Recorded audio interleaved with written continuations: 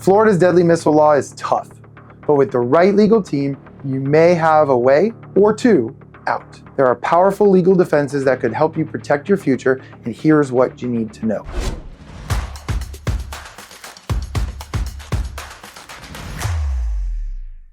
I'm Attorney Adam, and I'm breaking down some legal defense strategies that a good lawyer might use to help you if you've been charged with shooting or throwing a deadly missile, which is Florida Statute 790.19.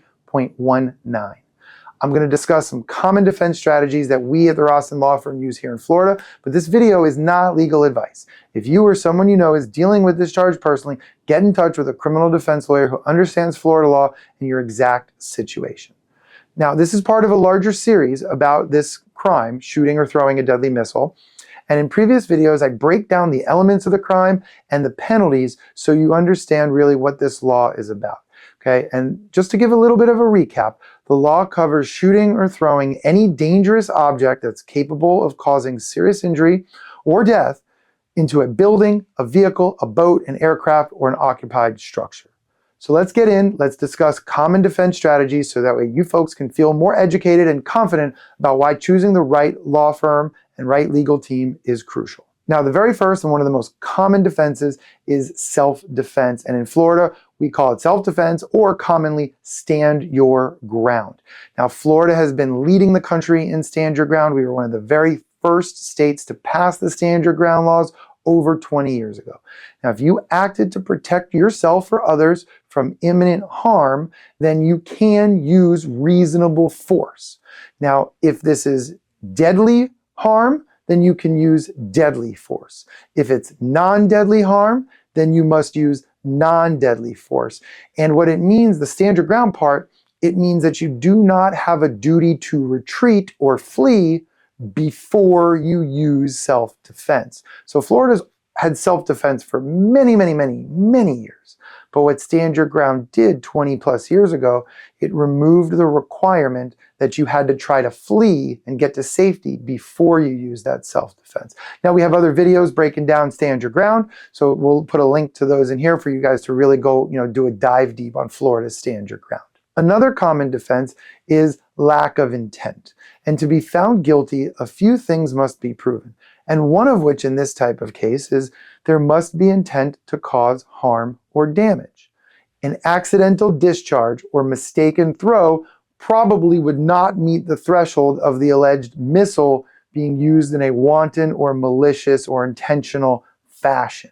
Now, the definition of wantonly means consciously and intentionally with reckless indifference to the consequences and with the knowledge that damage is likely to be done to some person. On the other hand, maliciously means wrongfully, intentionally, without legal justification or excuse, and with the knowledge that injury or damage will or may be caused to another person or the property of another person.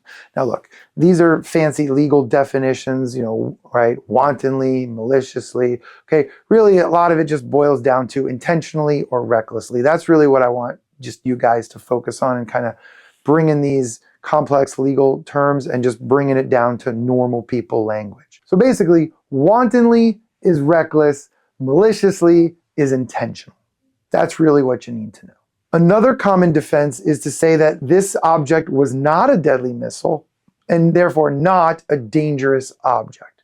So an object thrown may not qualify legally as a deadly missile. So here's an example. Throwing a soft object versus a firearm projectile.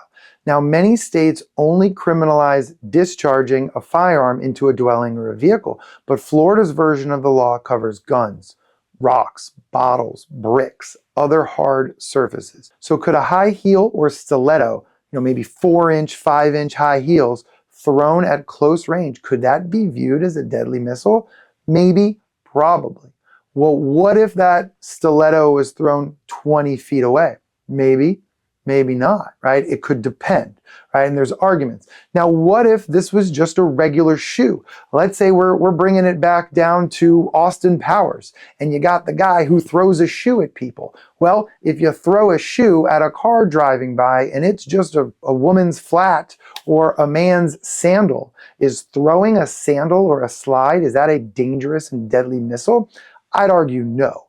Okay, but what the law doesn't say is it doesn't make a per se determination for really anything except firearms. So if you shoot a gun, you shoot a bullet, that is per se deadly.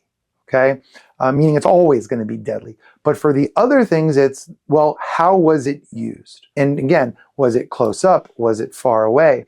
Right? To find out if this really was a deadly weapon. And so that's part of the analysis that really good lawyers like us that we're honing in on and that you folks need to be aware of. Another common defense, and this is a big defense in all cases, convincing a jury or a prosecutor that they don't have enough evidence to prove the case beyond and to the exclusion of every reasonable doubt.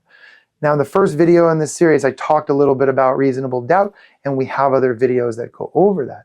But beyond reasonable doubt means that a jury must be firmly convinced that you committed the crime. To give a number or percentage on it, we're talking 90 to 95%. Okay, if a jury is convinced 60%, 75% that you're guilty, they must vote you not guilty. Easier said than done, right? Juries can be swayed by things, okay? But that's what the law says. So if there's a real question about whether or not there's enough evidence or whether or not this person did it, if there's doubt, a reasonable doubt, there can't be a conviction. Think back to OJ. If the glove doesn't fit, what do? Right? You must acquit. There was reasonable doubt in that case. And that's why OJ was found not guilty. He was not found innocent. And there's a very big difference. Okay. Other great common defenses are regarding 4th, 5th, and 6th Amendment constitutional law violations, our Bill of Rights, 4th Amendment against unreasonable searches and seizures. We have, 5th Amendment Miranda, and 6th Amendment, right to an attorney as well in there. So it's the 4th Amendment is the biggest, but 4th, 5th, and 6th Amendment, there's a lot of issues. And most people won't know when the cops violated your rights. We look at all of these things. And if the police did violate your rights, well, then there would be evidence that would be suppressed under the rule of fruit of the poisonous tree, which basically means that the prosecutors, even though they might know it's true, or you made a confession, they can't use it against you. So it's not about what really happened. It's about what can the prosecutors prove in court under the rules of evidence and under the rules of criminal procedure. So if you're facing a deadly missile charge, right, it's very serious. You don't have to face it alone.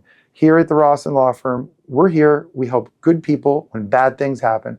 Call us at 754-206-6200 for your free case evaluation.